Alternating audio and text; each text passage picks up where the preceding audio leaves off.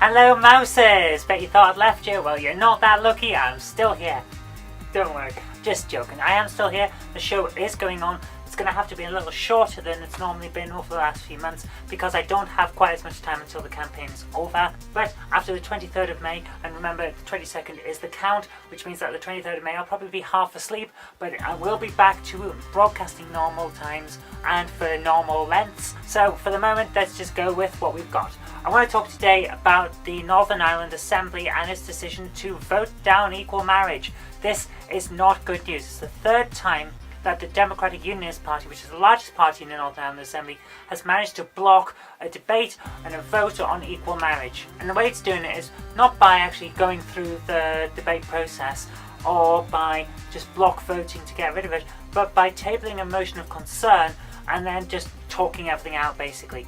So we've got this motion and it comes in and then everyone has a massive argument and then the vote doesn't go through the way that people wanted because this thing is now blocking it. This is not good news. It's certainly not good news for all the gay people in Northern Ireland.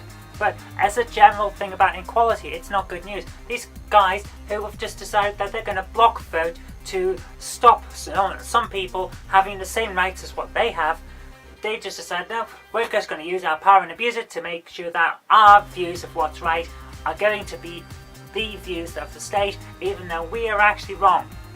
Now, Amnesty International have of course come out against this, and there's a very good quote from their director. Patrick Corrigan, the director of Amnesty International, said, "Politicians in Northern Ireland who continue to block marriage rights for same-sex couples are like latter-day King Canutes, trying in vain to hold back the tide of equality." Now, you've got to remember that King Canute didn't actually hold back the tide. He was demonstrating to his yes men that he couldn't by sitting in the ocean, telling the water to stay back and then the water coming over. But semantics aside, the point is valid. Not only that, but you've got to remember that there is a very strong argument in human rights terms for equal marriage to be allowed. So, by blocking and blocking and blocking when the rest of the UK has said no, we are going forward with this, Northern Ireland's Assembly is essentially opening itself up to a long and protracted court battle. If this goes to Strasbourg, then gay people in Northern Ireland who wish to marry can force the government to do what they want, essentially